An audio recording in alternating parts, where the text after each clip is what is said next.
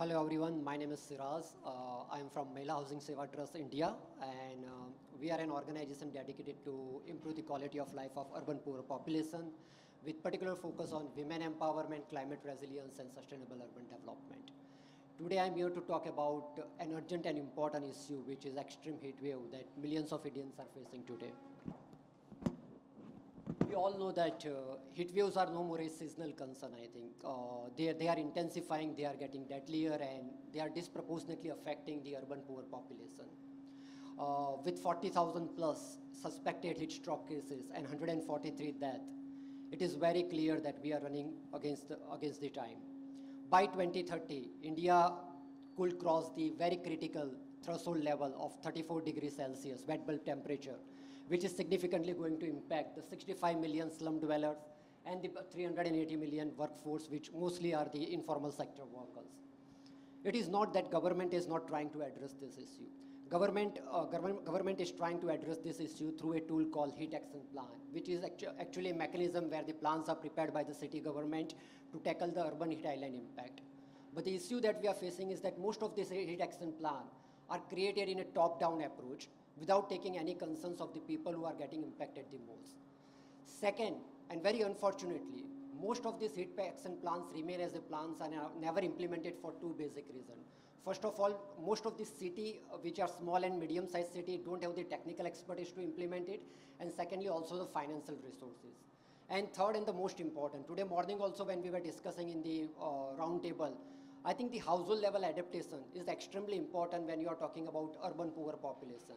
And most of these heat action plans are designing an intervention that are at city level without much focus on the household level intervention. So how we are proposing, as an Mahila Housing Trust, we are working with both the side of the equation. First and the most important thing is working with the urban poor population, particularly women from the urban poor population. We are building their capacity so that they can work alongside with the local government, sharing their concerns and issues. So the plan that are prepared keeping urban poor population in mind. On the other side, we are working with the government. Here I am talking about the local government in the small and medium-sized cities that generally lack the technical support and financial resources to implement the heat action plan.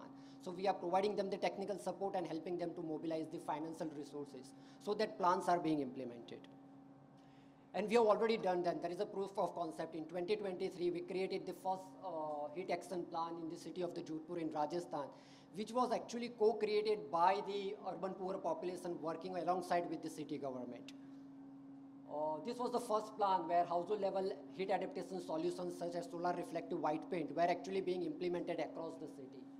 Government came up with a public structures like net zero cooling stations which were being deployed to protect the informal sector workers from the heat wave. What I'm trying to highlight is here is a heat action plan that was implemented, and it was keeping the urban poor population in the center.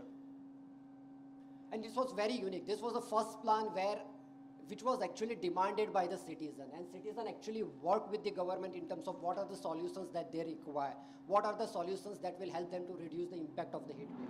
And it was created and implemented in the first year. We have around 37 heat action plans being prepared in India, most of them being unimplemented. And it was a multi-stakeholder partnership where we had funders coming together, local government coming together, community deciding what needs to be done and mobilizing the funds. What we plan to do. So what we are proposing in this project is to scale up this intervention, how the plan can be created in this way in another 10 cities.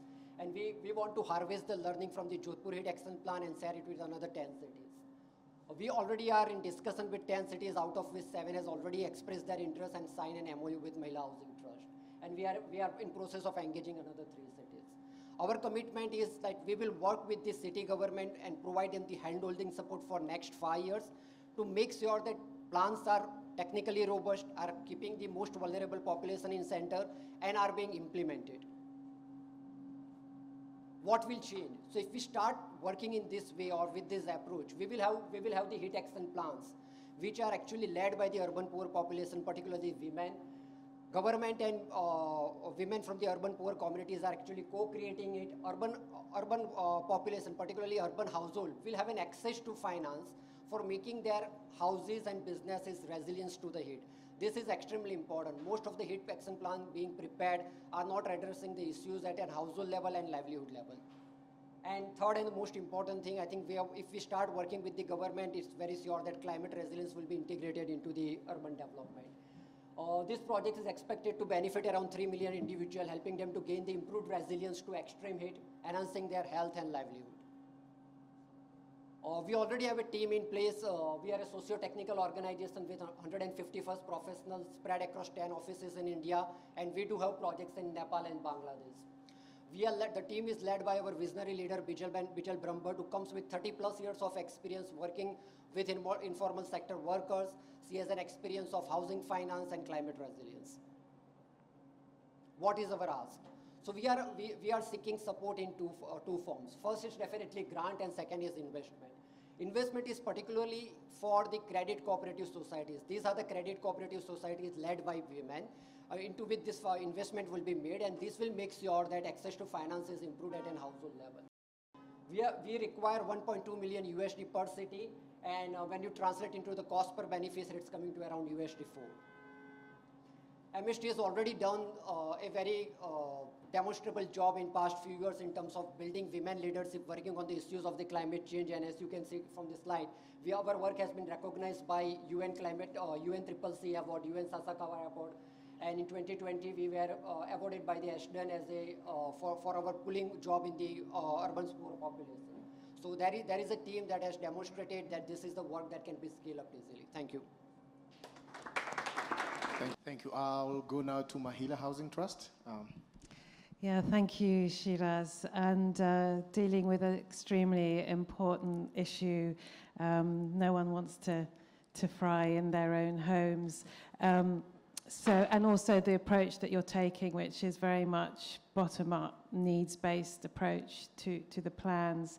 But what wasn't so clear is how are you going to balance between public investment from the cities and the towns against the kind of injection of grant finance and these credit cooperatives. So can you talk a bit more about your financing model? Thank you. Yeah, so I think what my ask was about combination of grant and the investment. So the grant aspect of the ask was more about building capacity of the women leaders in urban poor settlements to work alongside with the government, and also to provide the technical support to the government. Now the cities that I was referring to are the small and medium-sized cities, and in most of the small and medium-sized cities, the revenue that they generate, 60 to 70% of the revenue just goes to supply water and drainage services. They don't have any finance left to address the climate issues. So the plans that they are preparing only remains the plan, never get implemented. So in initial stage, what we do, we help them to mobilize the grant funding, but we also help them to mobilize the funding from the central government. So central government do have the climate competition kind of challenges kind of thing like smart cities in India, where cities need to submit the proposal and actually compete for the grant. So that's where we provide the technical support to the cities to actually create a proposal that they can win the central grant. So that's how we mobilize the public funding. But beside that public funding, the grant funding is required to provide the technical support to the city. In terms of the investment aspect, the investment aspect is about moving this investment in the women-led credit cooperative societies that lends to the women in the informal sector without any kind of the security. So that's which is actually promoting the household level adaptation, which as of now it's not possible because public sector banks and private sector banks are not lending to the people who are into the informal sector or residing in informal sector. So I think that investment in credit cooperative society is must for household